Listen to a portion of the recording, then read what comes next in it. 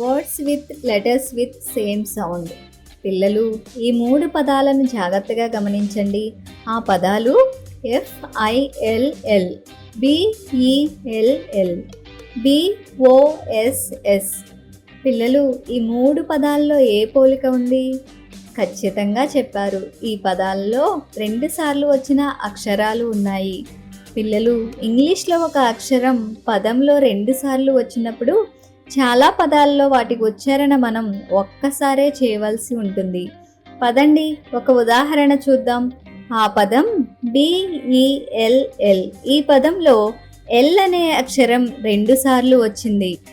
కానీ ఈ పదం ఉచ్చరించేటప్పుడు మనం ఈ అక్షరం యొక్క శబ్దం 2 సార్లు కాకుండా ఒక్కసారి తీసుకోవాల్సి ఉంటుంది. అంటే BELL యొక్క ఉచ్చారణ అవుతుంది బిఈ యొక్క శబ్దం బే.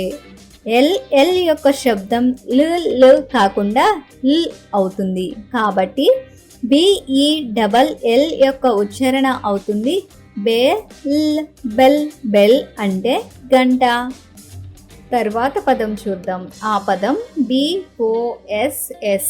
పిల్లలు, ఈ పదంలో కూడా అక్షరం S 2 సార్లు వచ్చింది. కానీ మనం S యొక్క శబ్దం ఒక్కసారే తీసుకోవాల్సి ఉంటుంది. పదండి, ఆ పదాన్ని చదువుదాం. BO యొక్క శబ్దం భా, SS యొక్క శబ్దం స. కాబట్టి BOSS యొక్క ఉచ్చారణ అవుతుంది బాస్. బాస్. బాస్ అంటే యజమాని. తర్వాత పదం చూద్దాం. DOLL. ఈ పదంలో కూడా అక్షరం L 2 సార్లు వచ్చింది.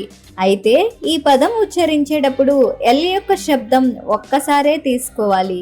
కాబట్టి పదం యొక్క ఉచ్చారణ అవుతుంది DO డా మరియు LL యొక్క శబ్దం ల్.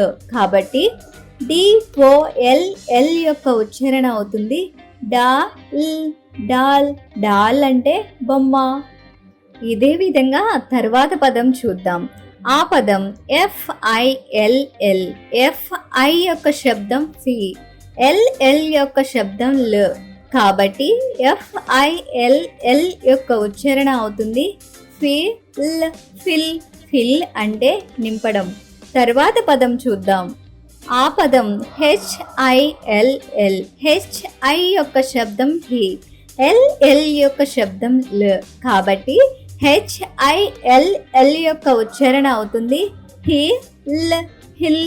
హిల్ అంటే కొండ. తర్వాత పదం చూద్దాం. ఆ పదం MESS. ME యొక్క శబ్దం అవుతుంది మే, SS యొక్క శబ్దం స. కాబట్టి NESS యొక్క ఉచ్చారణ అవుతుంది మెస్. మెస్. మెస్ అంటే చిందర వందర. తరువాత పదం చూద్దాం. ఆ పదం TOSS. TO యొక్క శబ్దం అవుతుంది టా, SS యొక్క శబ్దం స. కాబట్టి TOSS యొక్క ఉచ్చారణ అవుతుంది టాస్. టాస్. టాస్ అంటే నాణెం ఎగరవేయడం.